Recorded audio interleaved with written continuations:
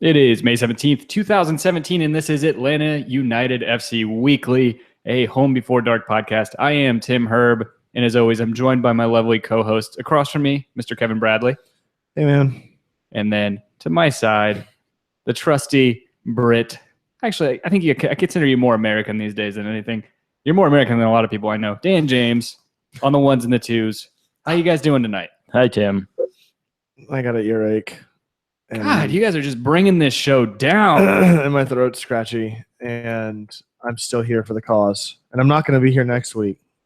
So No, we're not. Yeah, You're so not. do we want to go ahead and say who it is going to be, or are we just going to say we're going to have a special guest joining I the would- let's studio? say I would- special guest, because with our recent luck, Yeah. he might bail. Don't count your horses till they've hatched. Yeah, exactly. Yeah, exactly. Okay, anyway, in studio, we will have a special guest joining us next week. I'll make sure everything's set up by that point. Yeah. So, Yeah. If you guys are watching on YouTube, thank you. We have our studio is currently under construction. Looks fantastic in here. thanks. Kevin's got a fresh coat of paint on it. Good job, Kevin. Thanks, guys. And So maybe I got lead paint in my ear, and that's what happened. Little I bit of had too many- asbestos. Had too many paint chips this weekend. Now I'm feeling the pain. yeah, you're like Chris Farley and Tommy Boy. Maniac. Did you eat paint chips as a kid? So Dan and I will be joined in studio by a special guest. Kevin will be calling in remotely. He's only going to be 40 miles down the road, something like that. Yeah, I'm just gonna do sort of last comments, like what Dan, by happenstance, that one week. I'll just kind of call in at the end of the show, kind of give you my thoughts on the game and stuff like that. So yeah, should be pretty Sweet. low key. I'll still be drunk, so it's like I'm here. That's right. This will be the first You're going to be in here. You're this going to is be the here. first Spirit. completely sober Atlanta United FC Weekly for me. So, and I don't feel great, so it's gonna be great. Now you get to know what I deal with on a weekly basis, coming in here sober with you two assholes. Man, I bet that's a great experience for you. Yeah, because- yeah. You're welcome, Tim. yeah. Yeah, whatever. So you guys don't know how bad I got it. Anyway, for those of you listening to us on iTunes, Podomatic, or not Podomatic, sorry, Podcast Addict, Pocket Cast, Stitcher, TuneIn Radio, anywhere you guys find podcasts, thank you. And then make sure that if there is a way for you to leave feedback like it has it on Stitcher and then iTunes, to please make sure you do that. It helps us get exposed and helps bring more listeners to us to tell us how we're doing a unprepared job, but you love it. Yeah, that's all I could ask for. And is- before we get to this, so we like to do this every week, and it's a blessing to me, #blessed, that we are able to do this every week. That we check your blessed privilege too. yeah, exactly. So that we're able to have this opportunity to do every week, where we're reading a brand new iTunes review that so far, fingers crossed, and I just jinxed it, knock on wood, that they've all been 5 stars and they've all been great feedback from you guys. Just as cheesy as it sounds. You guys are continually, week to week, breaking our listens record, and And now there's an Amber Alert. we have an Amber Alert. So I definitely just jinxed something. I'll go make sure they stay quiet. Guys, while we're we're recording. Well, there goes our listenership. Oh dear God, we're off to a great start. But anyway, yes, we're very fortunate that you guys have been so receptive to the show.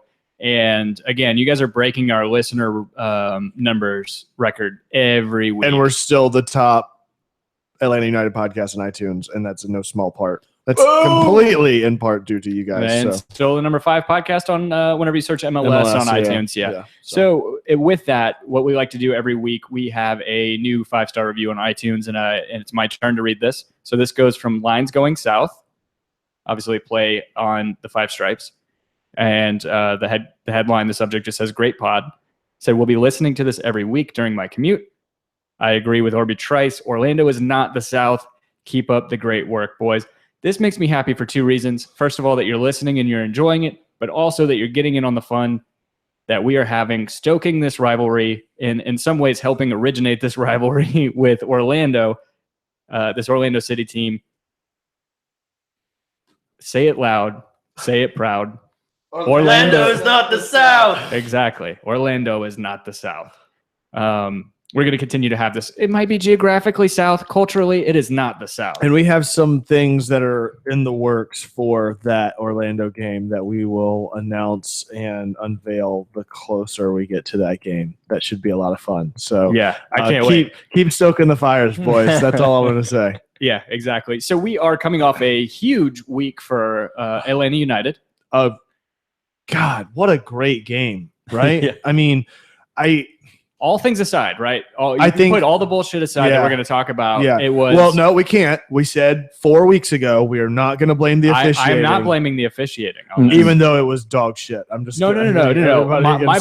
My bone to pick is more so with Portland. Their fans, their motto inside of their tifos and all that shit are in their scarves. And it's kind of ironic they have no drama scarves. Exactly. When they have players like Asprilla, Guzman. It's Guzman. And that's right, Kevin.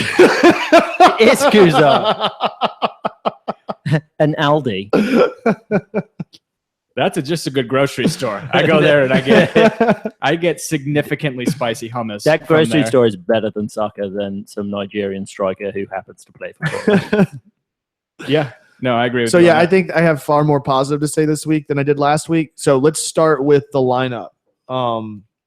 Completely new lineup. I don't think any of us saw that. We were all talking about it, how we wanted to see a change of pace. I think Tim was the closest in saying that he thought that Villalba should be up top, and how we would restructure that to find some sort of unit that played to the strengths of Atlanta and still utilized the strengths of Kenwin as a late sub, which he ended up being. But the starting lineup had Villalba up top. So then you had Assad on the left, Almiron in the middle, right? Where he should never move from. Then Gressel on the right, which I was a little bit dubious about it, being as these past performances.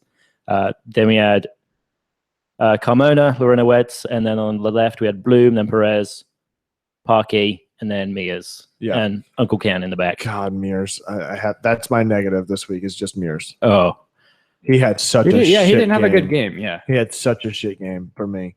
Okay, so positives and negatives. I guess so let's start negatives because I think the positives are going to far outweigh that, at least for me, like I said. So Mears, I think, was the big negative for me. I think Bloom did a good job filling in for Garza, but I think that there was a lot of lack of that back and forth and a lot of playmaking ability over on that wing with Garza being out. He didn't play as well as he did against Montreal. I thought he played a blinder, but not this week. Well, I think that part of it had to do with, I think in both cases, I think that Bloom is a standard. He's more of an American fullback. He's more of he's less of a wingback. He doesn't. Right. I think to me, I have down in my notes, he was serviceable. Yeah, he did. He's a good sub. Like we want like the phrase. I'm trying to remember where it's probably an English thing. You go in there and you just do a job, right? Mm-hmm. Yeah, he did a job. He did a great job to me in stemming the tide, knowing that we were without one of our best players.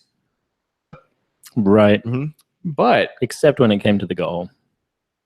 Yeah, I guess he did. He gave up the foul. He gave up the free kick. So if I give up a free kick or I do something pretty bad, I'm going to work extra hard, 200% to make up for it, especially in the next 2 minutes. Mm-hmm. But he didn't, and it went through Parkhurst, but Bloom was there as well. In fact, Bloom was the furthest out, and Ridgewell was further left of him. Mm-hmm. And when it came in, nowhere. Wait! Did you say that? Did you say that Ridgewell was further up than everybody? Because further he was. Left. No, because he was further up than everybody too. Oh yeah, including our last, including our last defender. So that's a debate to have. So whenever I was saying that, I wouldn't blame the referees for this. I don't think it is snap judgment. I don't think this is on necessarily on the fourth official.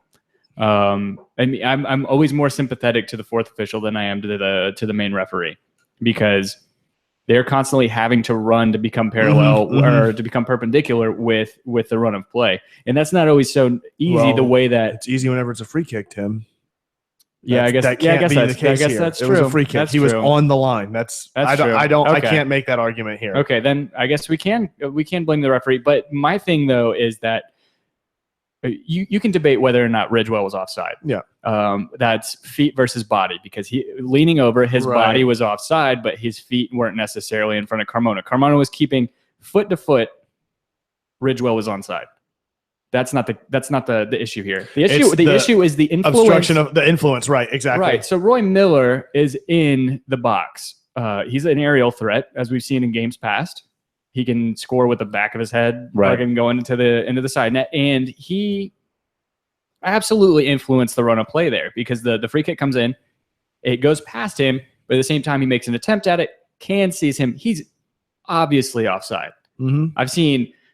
Think back to Slovenia versus USA, Michael Bradley's free kick, the offside on that call, or the whatever the fuck happened with that, and just there have been far easier calls or far harder calls to make that have been called than that one. Mm-hmm. And to me, it's kind of a no-brainer. I mean, you see, can get influenced by that. Mm-hmm. By rule, that should be offsides. But we can't excuse defending in that case. And that's the problem. That's the bigger error on my part, in my opinion. And yeah, mine too. I think I wouldn't have been able to call that offside if I was the official. No, I don't think so either. It's the defending. I mean, even Parkhurst was reaching out his arm looking for Ridgewell, and he saw him, and it seemed like he was trying to just grab for his arm. Yeah. And it's like nowhere to be found. No. So I'm not. So again, I think Mears had a rough game. He was missing runs up top. Gressel has a beautiful heel to him that he just doesn't make the run. He's constantly out of position trying to make those runs up top. He does have a really great deflection to save a goal late in the game, which was great. But overall, I thought Mears was a bit of a bad note for me, as well as how much he had a clear shot on goal. I was going to say he had the goal scoring opportunity. Totally fluffed it. You know what? In all honesty, so we've kind of harped on Almiron's not inability, but his hesitance to take a shot in that case. But at the same time, I can't necessarily, especially with a fullback who fucking miffed a cross as badly as he did, I can't blame him for maybe getting the jitters or getting the yips in front of goal, knowing that he is not an attacker. Yeah, that's true. I can't necessarily blame him for that. He had a poor game. His positioning was bad. His tackling was bad. Even going forward. But I think a lot of that has to do with he hasn't had to play without Greg Garza on the left side. And that's the big difference maker, right? Because Garza typically is the one making those runs and making those plays, whereas Mears will step up every now and then whenever needed, but Garza, more than not, is the one that's making those runs from the backfield all the way up and then bringing it over from the left versus Mears having to make those plays on the right. I agree. I agree with that completely. So you mentioned Almiron and indecisiveness. That's another one I've got on my list. Yeah, he had like 2 or 3 opportunities where he took it one dribble too far, one left foot knock on too far, or just passing it off. Yeah, just passing it off entirely. Like, just take the shot. The first one, I mean, I get it that defender and keeper are in position, but rather than play it off to Gressel, take the shot. Keeper's already down because he's made a play. It gets a ricochet, and Gressel's right there to clean it up. Yeah, if you're 1-on-1 with the keeper, take the shot. Absolutely. Just take it. Absolutely. Yeah, especially something that we're going to touch on later, the amount of deflections and the amount of just cluster cuss going on inside of the box. In the MLS, it seems more than any other league, especially England or in Spain, that you have a much better chance of forcing an own goal or forcing some sort of penalty situation where it ricochets off somebody's arm like it did in the Toronto game. You definitely take those shots. So I was definitely... To go back to what you were saying at the beginning, Dan, where you want Almiron to, don't ever play him outside of the middle again. I 100% agree. Yep. You put him in the hole, that's where he needs to be. I think he'll get naturally more comfortable with his right by playing in the middle versus having to force him on the left, and then he's all of a sudden on the right and having to make a play with him. I think it's going to help with some of that. And I would rather concede a wing than the middle of the field. I agree with that. Agree, yeah. I mean, I don't know that we necessarily have an influential player like Almiron to slot into that hole like he does. I don't think that anybody, with the exception of maybe Joseph Martinez, who we want playing more forward than we do wanting playing that number 10 role. I think that it fits him perfectly. He wears the freaking number. right? I mean, he needs to be in that position. You wear that number for a reason. He has the skill set. He reminds me, his progression, honestly, is kind of reminding me of a player I've watched over the past 4 or 5 years at Liverpool, and Philippe Coutinho. The way that he has gone from influential playmaker to becoming the main man, where he's not afraid to take shots, where he knows that he's capable of the spectacular, though he's not going to unleash it every time he gets the ball. And he's never going to stop looking for, he's a playmaker first and knows that he has the ability to do. But some of that is to a fault. Like, he is a playmaker first, you're right. But whenever it's a goal scoring opportunity, I think that's the thing that he's still got to figure out. That's what I'm saying. He's 22, 23 years old. He's definitely going to make some progressions and maturations in his career. And not to be a pessimist, but I would say his utilization of a decent right foot, we're still a few years off from that. I completely agree with that. Which is crazy to me. I don't think we'll have him by the time he's able to use it. I don't think so. I don't think so either. That's a whole other episode that I want to do. Now that Almiron's left foot, just a whole episode on Almiron. I think we're a week away from most of the major European seasons ending. I want to do a transfer wish list episode. Oh yes, that might be better suited for like an international break type situation for us to go on. And gotcha. Well, maybe when the summer window opens up. Yeah, that's true, which is July, even though we tried to force it with Middlesbrough. Anyway, so with Almiron, I thought he was much better. Yeah, I thought so too. His play with Assad, the back heel Meg. Oh my! Speaking of better play, Assad. We'll get to it, but Jesus, yeah, no kidding. Yeah, night and day this week. Well, just that we're able to string a triangle of passes together was just so much for it. And then for Almiron to be able to dick somebody the way he did, that was beautiful. Oh, if he would have just taken the shot. God, it was such a great play. It would have been the whole setup was just gorgeous. Like, that's what that tiki taka is all about, and they executed it brilliantly and just fell apart right at the end. Yeah, exactly. No, I mean, we can go right into Assad. He's a much maligned figure on this podcast, along with others. I think that he's been fairly criticized by us, by Mouths of the South in recent weeks, especially with his theatrics, his antics, and also just his lack of quality in the attacking third for somebody who's playing a winger position. But this week, and then I'm going to get into this really probably annoying mode where I'm comparing them to play, because I watched Liverpool play on a weekly basis over the past 10 years. And a player that I really didn't like at first because it's an affliction every Liverpool fan has. So there was a guy that came to Liverpool that I was not necessarily crazy about at first. He was taking shots at bad angles. He necessarily wasn't the fastest, but then I really started to love him because he started to become more of a team player, more of a playmaker, somebody who ran his ass off. He was just an absolute engine. And he just won the Dutch Eredivisie this weekend with a hat trick for Feyenoord. That's Dirk Kuyt. And it kind of reminds me of Assad this weekend.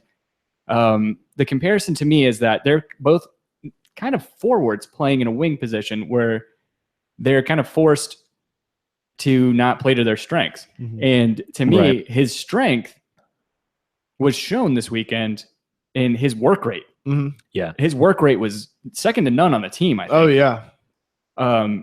He loses a ball, he's chugging after it. Absolutely. He's running down everything that he can, and you need that when we're playing such a pressing He was doing that style. In the DC game, and he was also doing that against New York. Right, but at the same time, he was flopping way more in those games. True. And that's the big difference. He didn't do that. Well. When he got hit in the head with the soccer ball, and he fouled out. I mean, that was just stupid. He's got to stop doing that shit. But at the same time, so that calls to light another topic which everybody's talking about, which is the MLS concussion protocol, where regardless of how he went down or whatever, whether or not it was just his antics or not, he still took a shot to the head. It definitely beamed off of his head. Yeah, it reamed him pretty hard. So, funnily enough, Torres was out against when Houston were playing Orlando because he was in concussion protocol after being hit in the head by a ball during training. So do you think that Assad might be out this week as a result?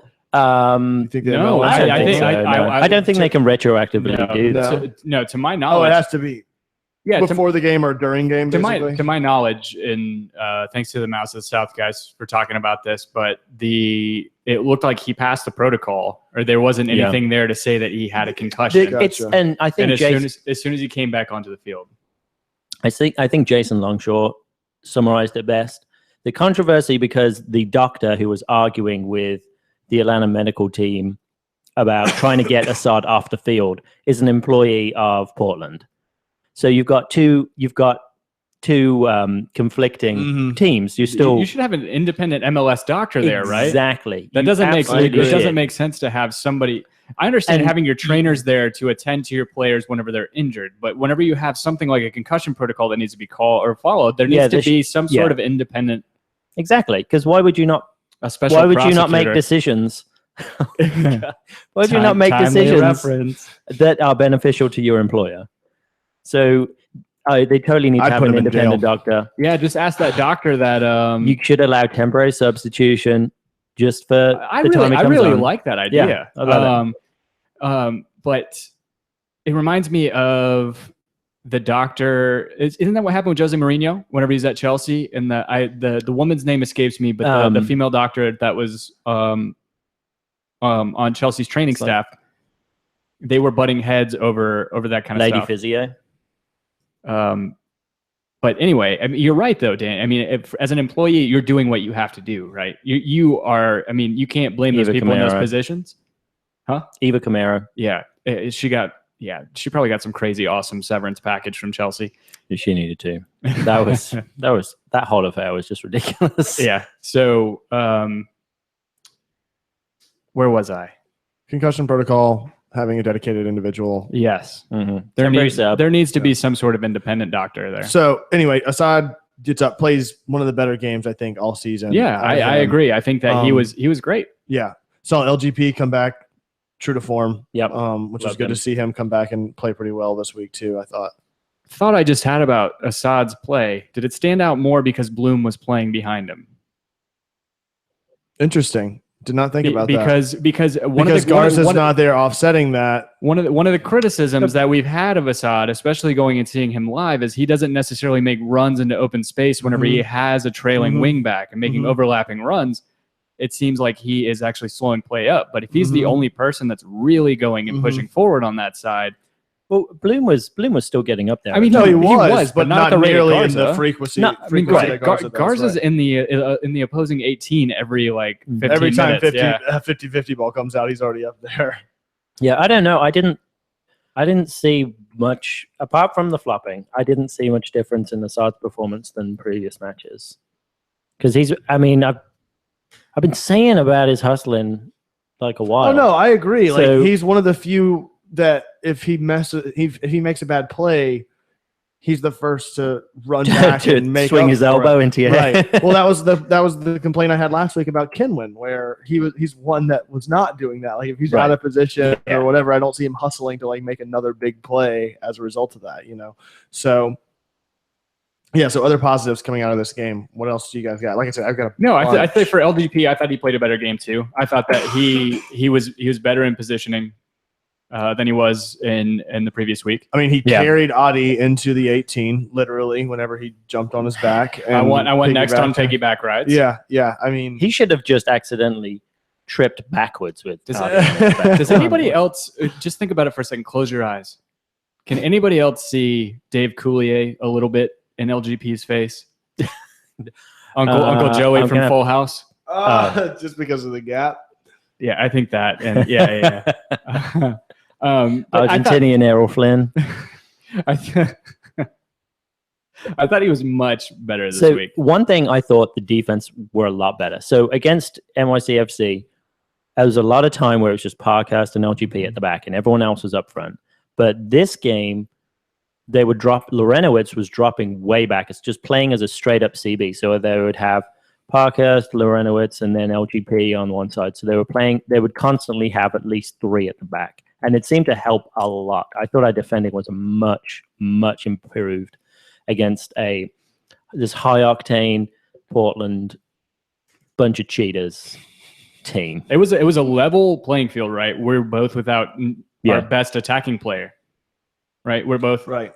Well, I mean, I would say anyway, they're without Darlington Nagbe, we're without Joseph Martinez, the engines that kind of make the team run. And plus, we completely took Valeri out of the game. Yeah. Just like I think we really did with Piatti when we played Montreal. Here's another annoying one. Serge, I think Diego Valeri, close your eyes, it looks like Serge Tankin from System of a Down. Oh, yeah, definitely. I don't need to close my eyes for that. Valeri was a non-factor. I think that, but yeah, I mean, to go back to Adi, I mean, what a douchebag. So dirty. Yeah. So dirty. Flicking his hand. Trying to flick the hand to knock the ball in. Who are you, Suarez? No, you are not. It was so ugly. No. It was filthy. Disgusting. Full of drama. And not a single whistle. I know Luis Suarez, and you, sir, are no Luis Suarez. Yes. So Adi with that egregious handball. That was disgusting, man. It really was. He should get retroactively suspended for that. I mean, I don't know if you can get a red card for that, but it was at least no, it's supposed to be an automatic red. Yeah. I thought if it was just intentional handling of the ball. Really? Especially if it's. But I don't know. If somebody knows, I know at least in stopping a goal from being scored. Yeah, it's definitely a red. That's why I was thinking. Point. Yeah, that's what I was thinking of too. But I mean, Carmona should have a card for scissoring Wanko. Oh, that's true. Yeah. I mean, that's fair. I mean, it was definitely a reckless challenge. We've seen red cards be called for that. Right in front of the ref. Yeah, no kidding. I mean, we saw some more egregious tackling this week from Luciano Acosta. But so, did you see there were 19 pulling fouls, 2 and 9? Mm-hmm. And they only got one more yellow card than we did. So the other thing that I noticed a lot this game that was absent in weeks past is typically the ball, when there's a 50-50, you'll see people up top or even in the midfield kind of take a step back and wait for the other player to make a challenge on it or settle it. They were playing through balls consistently. Like every time the ball was still up in the air, like they were staying with the challenge until the ball had actually reached the ground. And that led to a lot of plays that developed up top as a result of that. Calming down the passing. Exactly. But like again, just playing through those challenges on a 50-50 level rather than just the assumption of, okay, they've already got the first touch, so they've clearly got possession. Yeah. They just stayed aggressive and played through the defender and then ended up winning it and playing it up top as a result. So one thing, yes, we absolutely did. But one thing, I think it was probably 60% of that. But then the other 40%, there's guys. So for instance, I'll pick on Mears. He would have the ball, and there's a guy open that he can make that forward pass. Except he just chooses the back pass. And then all the momentum that we've built going forward, it all goes all the way back to Can. Exactly. And then again, he kicks it over, and it's 50-50 ball, and we lose possession. It's still happening. Yeah, I agree with that. I think a lot of it had to do with Garza's absence. I think we saw a lot more forward progress with those passes than we have in weeks past, though. I'll say that this week. Yeah. I was still getting frustrated. I was still seeing a lot of it. I mean, inevitably, it's going to have to and happen. these have switches. to rebuild. The switches, yeah. The switch, so Parkhurst and Lorenowitz had some really nice switches, but the amount of times it actually works out is probably 30%. And it's just frustrating when we're built to be more.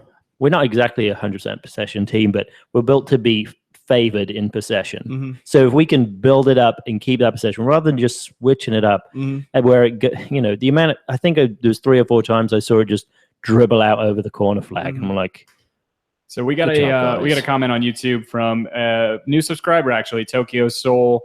What up, Tokyo? Tokyo Soul 21, thank you for the subscription on the YouTube channel. He says he has a very good counterpoint. He has a very good counterpoint. Either way, they've got to be privileged, Tim. Yeah, exactly. So sexist. Just coming over from the other podcast.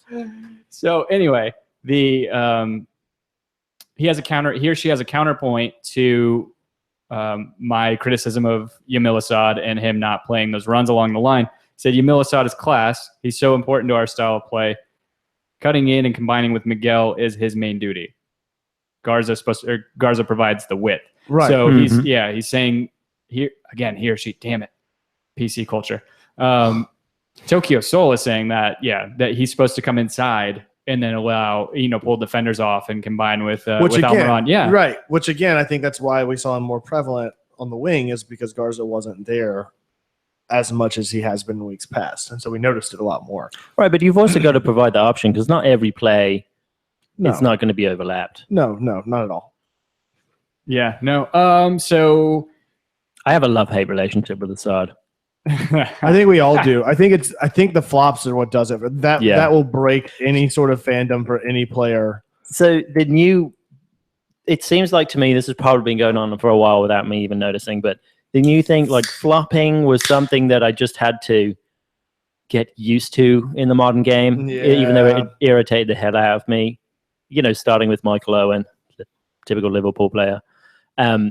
Now you're probably thinking of his days whenever he became Judas and went to Manchester United. I think Drogba was the first big one. I don't think you cared when he went to Man United. No, his career was done shit by then. Yeah. I think Drogba was the one that pushed me over the edge. I was just like, this is fucking ridiculous. But every time someone goes over, it's like they're grabbing their shirt, screaming he should get a card. He should get a card. And now that's the new down dirty thing that I'm gonna have to get used to, because that's not going away. I agree. Yeah. And Portland, the freaking drama queens that they are, were doing that all day. Wanko was doing it. When no way, dude. They have no drama over there. No pity, no drama. Just a bunch of hacks with top knots and beards, drinking craft brews. I really wish probably you'll be able to kick my ass. Portland weird and fucking terrible, and just make them dirty. Keep them dirty. I really was hoping that we would beat them, because my goal... So was I, funnily enough, Kevin. Well, my goal was because their ritual is with the chainsaw. Yeah. And have you ever heard of that band Jackal? Where they have this song called The Lumberjack?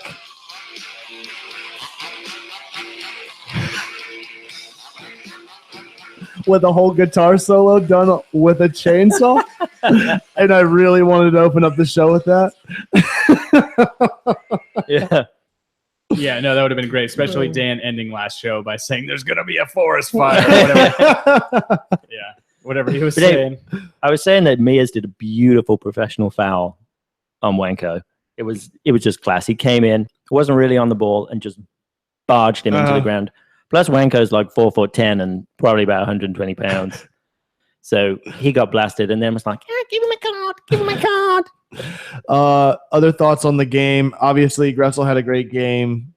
Got our one goal for the game. Great goal for him. Good to see him get that goal. Gressel is, okay, so I know he's a rookie, but he looks so awkward out there. There is no fluidity to anything that he does. His build and his stature and also his gait kind of reminds me of Jordan Morris. He's definitely a little stockier than He's built more like an American football player than he is a soccer player. Exactly. Which we need. We need that. Which is funny, because then you have Almiron on the opposite spectrum, the opposite end, where like he's so lanky and goofy whenever he's in stride versus Gressel's. Yeah, exactly. I loved it. Yeah. But like the Massasafs guys were saying, I think this is the formation we just need to go with until I think so too. I mean, Josef comes back. Martinez, I can't wait till he gets back, but I am in no rush. It's our expansion season. We don't need to be rushing this.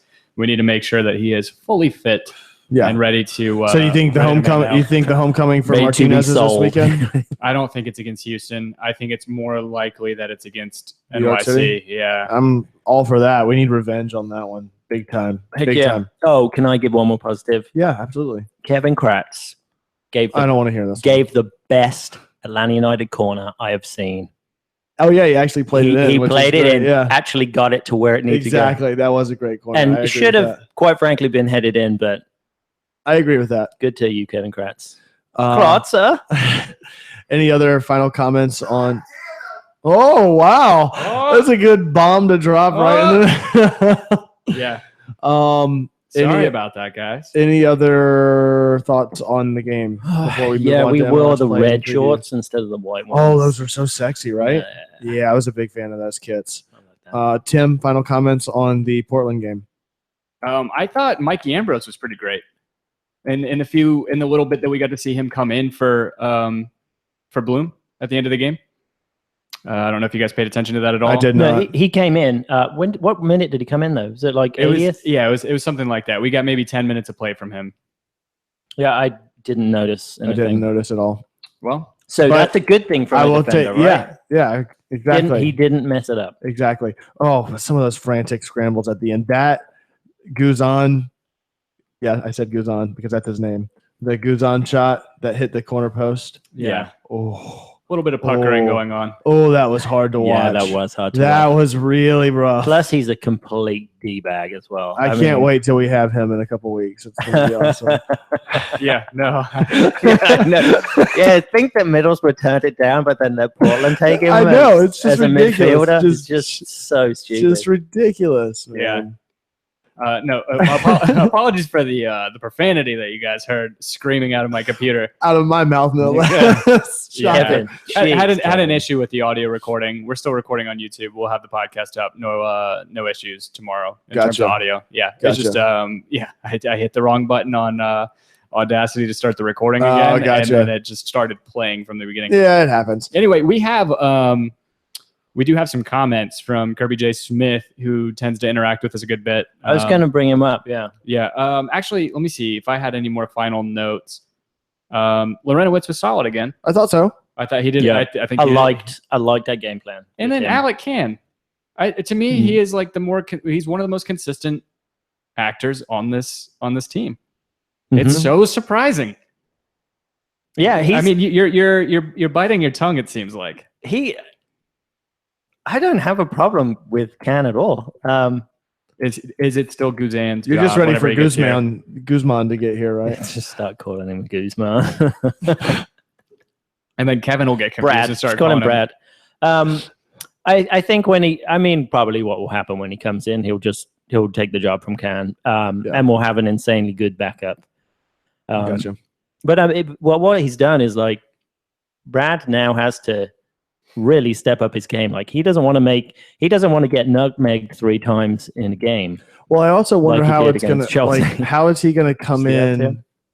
It's not his fault. That was my concern is, how do you come in after not playing with this team? At that point, we're 16 weeks into the season, 17 weeks into the season. I'm telling you, it's a little bit demoralizing for Cam. Well, it's demoralizing, but how does that change the locker room, and how do you command that defensive line and create some sense of cohesion whenever you haven't been there for 16 weeks? Yeah, but he's a professional. He's a seasoned professional. He's going to be able to come in. He may have actually add a little bit more stability to the D if he can help marshal them. I just wonder. Well, that's the thing, is like it can go one of two ways, right? Like it can keep building on it, or it's going to.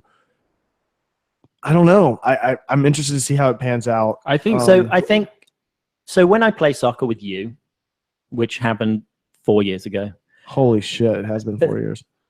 Actually, what I like about playing with you is you will quarterback the defense and you'll call out who's got who, got who. That's just me. I don't know which is really good because it's helpful. Me talking a lot, which is just natural to me. Right. So I haven't really seen Parkhurst do a lot of that. Yes, and Cam doesn't say anything. And I think that's led to a lot of miscommunications as a result of that. Absolutely. So maybe Guzan could come in and help smooth some of that stuff out. That would be great. Somebody to, like you said, a marshal in the backfield. Okay, I'm on board. I got a question. I'm excited for Guzman now. So the main argument that I hear a lot whenever you talk about Guzman. We talk about Guzman's. I like Guzman. It's more American. Yeah. So whenever you talk about Guzman, when you talk about Brad Guzan's record, Spider-Man. So one of the biggest arguments whenever you talk about his goals against average, or his goals against record in the past couple weeks, because he hasn't been starting all season. But washed up Victor Valdez was starting over him, and I refuse to back off of that statement because I mean, Victor, it is what it is. Victor Valdez is way past his prime, and Brad Guzan sitting behind him in a relegation team. So one of the arguments that I always hear is, well, their defense isn't great. Right. We talked about that a couple weeks ago, and I kind of conceded that. We were talking about the Fabio being the evil twin of the Brazilian Manchester United fullback twins. The bad twin. and Callum Chambers being a great young player that Arsenal's going to get back from them. I want to ask you guys, of the 20 teams in the Premier League, where do you think that Middlesbrough sits in goals against? If we're going to be talking about their defensive record, and we're going to talk about their defense not being great, what is their goals against? What is that? Like first being the most goals against, or 20? No, first being the least amount that have been scored against. So the best first is best defense, last is worst defense. Where do they sit in that? And keep in mind, they're 19th in the Premier League. They're going down to the Championship. They had 20. They had 28 points. I bet they're in like top 10. Are you looking at it right now, Dan? No. You cheeky bastard. Yes, they're number 10, and they're only one away from being number 9. So to say that their defense... Tim, kudos, man. That's good research. Like, I just looked at it because you were talking about it, but that's good stuff. To talk about their defense being lacking, I think, is very much an overstatement, because you talk about teams in front of them being Chelsea, who may be the best defensive team in the world right now. Actually, no, Tottenham probably is. I mean, Tottenham's number 1 in goals allowed. Chelsea's behind them. And then Manchester United also haven't allowed very many goals this year because they play a very, very, very, very boring style of play. But regardless, they're a very defensive-minded team. Mm-hmm. Yeah, till the day I die. But still, Middlesbrough sits 10th, almost 9th in the Premier League as a relegated team who had all of 28 points. That is awesome. Did you break it down by Guzan? I will in a second if you guys want to take it away real quick with something else. I could got a completely different topic that we can talk about. All right, what's up, dude? All right, I was listening to this podcast. Like, they just generally talk about MLS, so they're not super deep into any teams. So they were saying that Atlanta is on the fringe of becoming a dirty team. Ooh. Which I think, excuse me, apart from and I know I'm totally biased, but apart from Assad's 2 suspensions, I mean, there was a stretch where it felt like we got a red card every game, right? But one was LGP's and it was rescinded, so that's no longer. So what was their reasoning behind it? What's the number of cards compared to the rest of the league? They were purely talking about Assad, and it seems like How can you?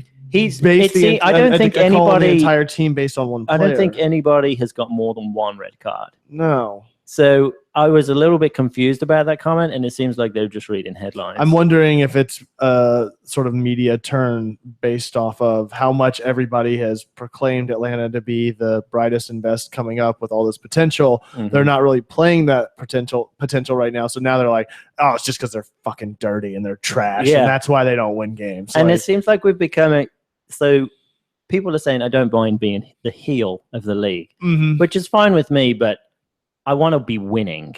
Like, that's why the Patriots are the heel, because they keep winning. Exactly. That's, if we're the heel, I don't think we're the heel. Losing I don't think we're the heel. I can't say that about this team. Like, I agree. I'm obviously a fan and season ticket holder, but I don't see where it's any more dirty than any other team we just played in Portland. Yeah, with Liam the Strangler Ridgewell. Yeah, I mean between that and the stuff that Adi pulled off, and I don't see that. I did see a while back that somebody had made the argument that Orlando, fittingly enough, was the dirtiest team because of the number of cards that they had and the number of conceded. Yeah, exactly. I mean, those statistics are struggling for a cultural identity. So. Well, I mean, they're trying to claim they're in the South, first of all, which is an issue in and of itself, much less trying to be a decent squad. So, that's interesting. Like, had they backed that up with actual statistics or anything, it was more of other than just an opinion puff piece, so to speak. kind of like this conversation. Okay, so like this whole show is. All right, he's back. Thank God. Yeah. The crack research team is back. So. Out of the 50, front office Tim, out of the 50 games, he started in I believe 11 is what I got. I may have lost count going through this, but it looks like he gave up 19 of those goals in 11 games. So 19 of how many? 50.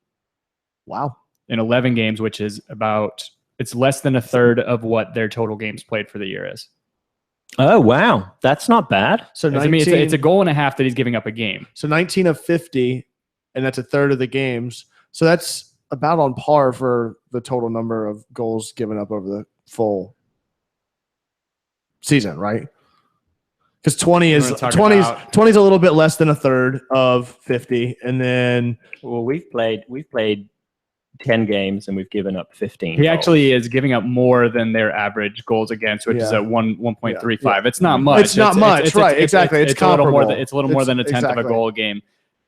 But I mean, the sample size is he didn't play a third of their games. Well, I guess the big difference would be what teams are those against too. It's like if you want to give me that's a blanket statement. Okay, and then if you're playing against a higher caliber, like what are of those? Okay, you said 11 games. Okay, what if they're against teams that are at the top of the league? No. Okay, so 2-1 they lost in the League Cup against Fulham, who's they got promoted, didn't they? Or they're in the playoff. Regardless, they're in a championship. Or did they get? I can't remember who's getting relegated. Anyway, Fulham playing nothing but B squad players, so maybe they didn't even have their A squad defense. 3-0, all nutmegs against Chelsea the other day. Chelsea's got a great team. Chelsea, they won the title. Exactly. Sure, they won the title. Exactly. Sure. 2 goals he gave up against Oxford United. Okay, that's not great. I don't even watch EPL. That's not great. No, Oxford are almost non-league. Yeah, they're probably like what is the northern what is Blue Scrum? Yeah. Anyway, I think they're in League 2. 2-0 lost to Man City. It was probably Man City's B team in that game. I would imagine it's an FA Cup game. A 2-1 loss to Arsenal. A 4-0 loss to Bournemouth, and Bournemouth is no great team. They have some good attackers, but they're not a great team. Didn't Liverpool lose? Sorry, Oxford are in League 1. Yeah. You say Oxford in what? League 1? League 1. Okay. And they are 8th. I'm very proud of my another Bournemouth jab. Another 2-goal loss to Man City, a 2-1 loss to Southampton. So he's not. I mean, some of the games. Maybe the sample size isn't big enough, but still, I still don't see him as a world beater. Yeah, I agree. All right, so we did have some interaction with Kirby, right? So that actually spawned a greater discussion here on the show, which I think will play into some of the festivities coming up for that Orlando game, where you guys have been so interactive with us, and we love seeing all the reviews on iTunes and the comments on YouTube every week, and then on Twitter and everything else. So we do have the voicemail line set up. You can find that number in the show notes, but more than that, we can set that number up to be live during the show. So we talked about having a call-in show. So stay tuned for something like that. We'll try to have you guys call in, be on the show, get your questions and comments about what we're talking about. And I think Orlando would be no better time than I agree completely. The number is, for those of you who want to put it in your phone or something, if it's regardless, it's 678-827-3297. Say it again. Again, that is 678-827-3297. Cool. Right now it's set up, go straight to voicemail. It is a Google Voice number, but leave us a voicemail if you guys want. And then, like Kevin was saying, we'll open up the lines live during a show coming up. If not, do a special call-in show the week, including you'll still get your normal Atlanta United FC weekly banter. Yeah. And then... Ooh, callback. Yeah. It's also typically what they call these kind of shows in England. Exactly. Right? They call whenever people just bullshit, the pub talk. All right, so this week... predictions. What are we thinking? I'm not going to be there. I'm bummed. I'm glad you'll be there in my stead. Yes. So we are playing against the number 1 team. No, not anymore, right? Not because after tonight. They did lose tonight. So we do have some score. Let's go over the scores real quick. Okay. Let's look at the match listings. Philadelphia is on a roll. They have scored 9 straight unanswered goals after not winning a game for something like 150 days or something like that. Ridiculous. And they took down the top team in the West tonight, 2-0 in Houston. That's very, very good for us. It was in Philadelphia. And then Chicago, again, looks like they're going to be winning against Colorado. Colorado's not a great team. They just got a win last week. But Chicago seems to be catching their footing. Catching fire, you would say? Actually, look, I had to refresh my browser because for some reason the MLS site isn't good enough to auto refresh. Anyway, shocking. I just saw Chicago's 3-0. Real Salt Lake are winning 2-1 against NYCFC. Wow. It's only the 58th minute. But holy shit. Is it time to panic if you're the Seattle Sounders? Because they're down 3-0. Granted, Sporting KC is one of the better teams and more consistent teams in the MLS. Is it if time? they could just start changing up their shot placement so that it's 6 inches outside of where they want to hit it and not hit the fucking post every time. We had another post. had another shot every hit week. Post for It's Seattle, laughable. Yeah. Gerso Fernandez Gerso Fernandez has a hat trick for Sporting KC right now. Chicago's actually up 3-0 against Colorado. Yeah. Nikolic has 2 goals. He's catapulting himself into the Golden Boot as things are standing. I think that puts him up to 10 goals for the year. David Accam, who has been outstanding, probably Chicago's best player all year, has scored another goal for them. Real Salt Lake, like Dan said, is up 2-1. And it looks like Rusnak has a goal, Aaron Mound, and then Jack Harrison and Villa were subbed in on the 56th minute. So they just came in the game. So this could they're like, this could be very different over the next 30 minutes. And plus it's like, okay, it's in Salt Lake. Pump the brakes. Pump the brakes. All right, so predictions. It's not in Salt Lake. Oh, it's not. It's in Sandy, Utah. Oh. Predictions, thoughts going into the game this weekend. So can I give Kirby J. Smith's prediction first? Because that sounds great. Tweeting us like a bad guy. So he's saying 3-1 Atlanta. No. His goal scorers, Almiron Villalba and Carmona. No. I love the optimism. Say that again. Say that again. What were the goal scorers that he has? Almiron, Tito, Carmona. Okay.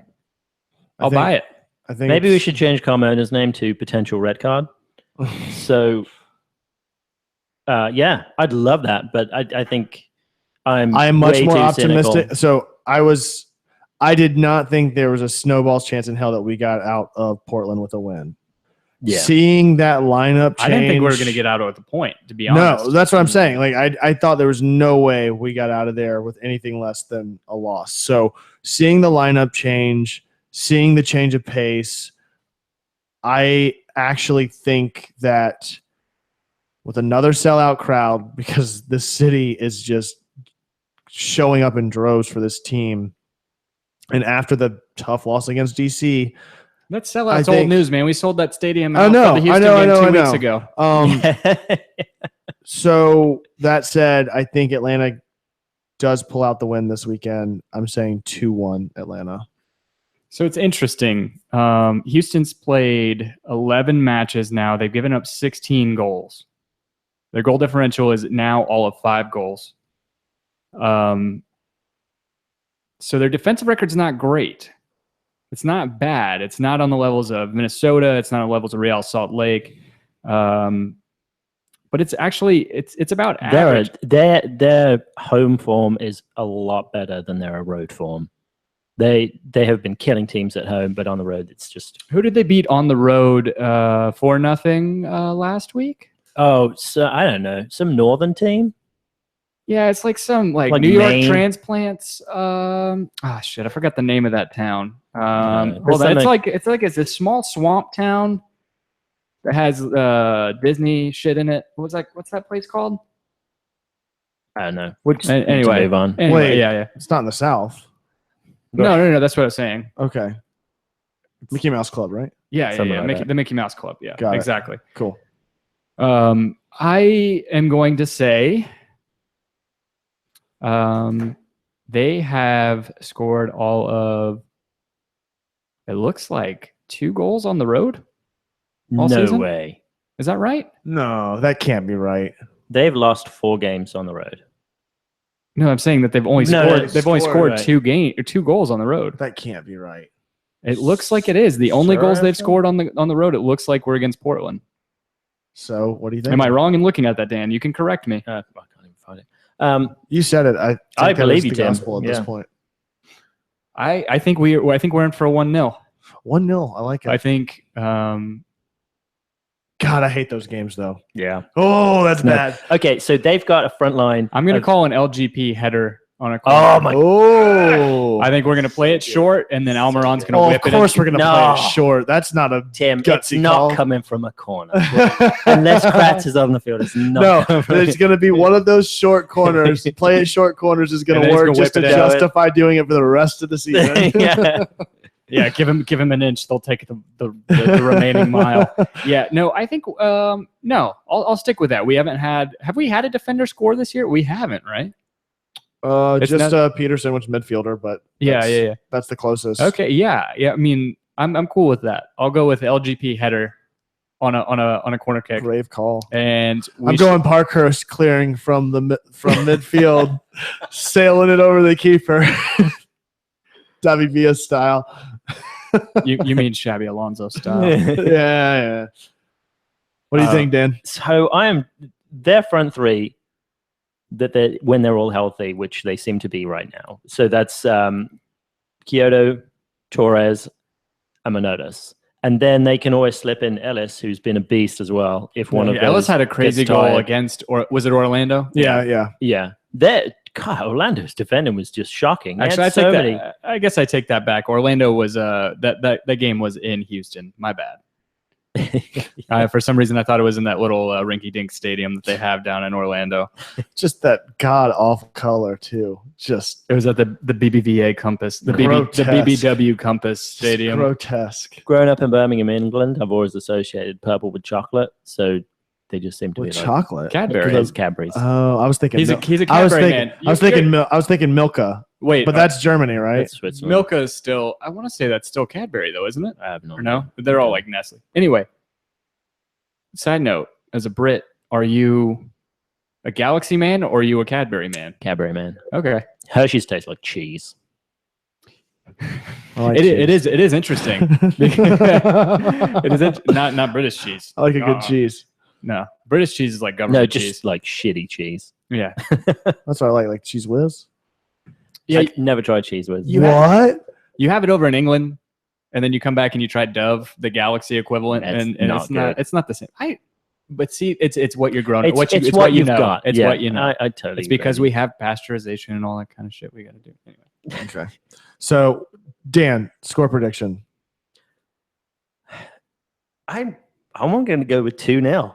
Whoa! I like it. All right. So I've made it a point. Houston has scored 2 goals in all of, again, how many games have they played on the road? They've played 1, 2, 3, 4 games on the road. They have 2 goals that were both scored in 1 game. Though? I don't. You're saying 2-0, Dan? No, tonight was their 4th on the road. And Tim, you said 1-0?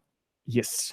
Did you write that down last week? I didn't. Tim and I talked about it this week. Oh, so yeah, but Tim did we've got to start doing this. 2-1. I think we were both 3-1 losses. Oh yeah, I definitely thought it was. Yeah, that's exactly what it was. Yeah. Going across the MLS real quick. Some of the stuff. Anything that stood out to you guys? How scary is Toronto right now? And how much? They're the best team. They're the best team in the MLS right now. Do you think so? Are they better than Dallas? Yeah. Dallas still hasn't lost a game. Doesn't matter. I think Toronto can beat them. Interesting. They lost Javinko this weekend. I don't know the extent. I can look that real quick. But still, regardless, they went down. Or they didn't go down. They drew level with, or Minnesota drew level with them late on in the game. And then Josie Altidore just went beast mode. Good God, could that be a goal of the week, even though he didn't score with it? Just the setup. But I mean, just relentless. Which is, I haven't seen that out of Josie all season. Yeah, I wish he would play like that when he plays for the U.S. team. Yeah, no kidding. You know what's scary about Toronto though is that even if they lose Javinko, they still have Vasquez who can kind of slip into that role, right? They can still play that attacking midfield role, and then the emergence of, I want to make sure I pronounce his first name right. Is it Toussaint Ricketts, who had the 3rd goal that Josie Altidore. That's right. Yeah. Yeah, he has scored, I think, 3 goals in their last 2 games. They're not going to skip a beat. It was all just a matter of time before they really started picking that up. I think we talked about that last week, but conversely, Minnesota picked up Mark Birch and Sam Cronin, I think, at the end of March. Veteran defenders that they really needed help. because they gave up so many goals to start the season. In that team, they're to me right now they're on par with us in terms of expansion teams. I think to go pretty much draw against Toronto until the end of the game, I think was amazing. Kenny Molino, or is it Kevin? Sorry, Kevin Molino, definitely the better of the Trinidadian strikers. Sorry, Kenwin Jones, I still love you, but you've never been a goal scorer. And then Christian Ramirez, I can't say enough about that guy. And that team is just getting better and better and better. And how unfortunate was that Raheem Edwards handball for Toronto? Yeah, that Molino scored his I think his first goal off of. I thought that was really unfortunate. His arms really weren't in an unnatural position. It was a ricochet, went off his elbow. And his elbow was at a right angle. It's not like his arm was extended. Right. So anyway, or 45-degree angle. I was never good with geometry. What about the super sub though? Jackson Hamill or whatever. Yeah, Montreal again. Ridiculous goal. But fortunately, fortunately it wasn't enough. But still, my God, that guy just late in the game, coming in clutch. Columbus, right? Columbus ends up pulling it out at the last minute. Yeah, with Miran. Yeah, good God. Beginning to really like that guy. I think he scored a hat trick the week before. I loved seeing Acosta getting a red card, which was ridiculous, just so stupid. So yeah, I like seeing some street justice against some of these teams. I saw some sort of stat about Justin Miram scoring that hat trick, and I think him being the first Asian-born player or first Asian player a hat trick in the MLS. Wow. I believe his parents are from Iraq. I think he's American by birth, I want to say. Let's see. There's something about that. If I could find it. Yeah, he was born in Michigan. And but yeah, he actually turned down his call-up. I never knew that. He's had 22 appearances for the Iraq national team, but after the transfer ban stuff went through, or the travel ban stuff went through, I guess he turned down the last call-up that he had from them. Wow. But it's interesting. Yeah. He's great, though. I mean, really can we talk like about they should have been 4-2. Yeah. Federico Higuain. It would have been amazing that Rabona that he tried to score. I agree. Just shoot the ball. Like, it's the same thing that we do. Just don't be fancy about it. Just score a goal. Yeah. That will make you more money. Yeah. So, all right. Any other thoughts? I think we're getting up on time at this point. So, I think it was a great showing by Atlanta this week. I think we're all in agreement that it's much more. We're all much more optimistic going into a game that last week none of us thought we were going to win this week. So just watch out for Manotas. He loves a flop. Okay. He just as much as Assad loves a flop. So look for him. He got 2 penalties. He got the penalty against Vancouver and then against Orlando the previous week. So he'll probably try and get another one. Goal of the week. Oh, right.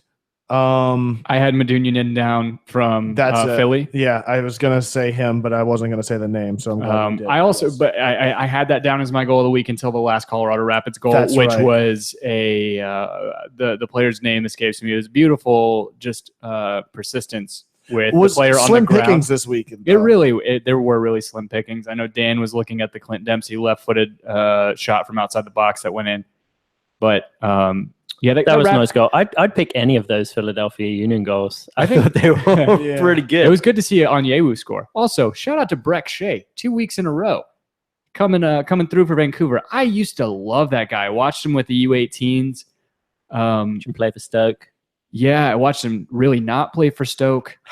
He was great in Dallas, and then when he started playing for the U.S. national team, I don't know what happened. He's like a 6'4" speedy winger, and it's so weird. He should have had he has an anomalous physique for the way that he plays, and it's kind of wasted talent. But it was good to see him score. But I think those are the last things I really had. That Rapids goal was great to me. Yeah, I agree with that. So can't wait for this weekend. I'm bummed I'm not going to be there. I'm going to miss the hell out of you guys next week. Definitely tune in. We're going to have a special guest. In the meantime, call that number that we mentioned. throw up 5 stars in a review on iTunes. You can find all of us and interact with us. Give us your thoughts and predictions going into next week.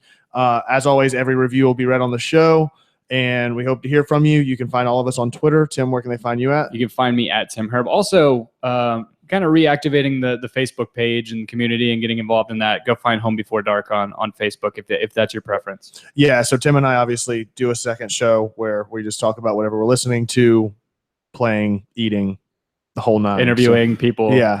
recently had a great musician on, a couple of them the past few weeks. So go check that out if you guys have a chance. Yeah, definitely go back and listen to the last Home Before Dark, because that interview was fantastic. If you like music, that was an excellent interview. Yeah, I mean, for anybody who has any sort of interest in music, video games, movies, pop culture, just bullshitting. It is literally Tim and I sitting down, and whatever comes out, comes out. And then we are fortunate enough to have some really cool people that want to sit down and talk to us. And you can also... and this is non-scrub. This is cleanable paint, right?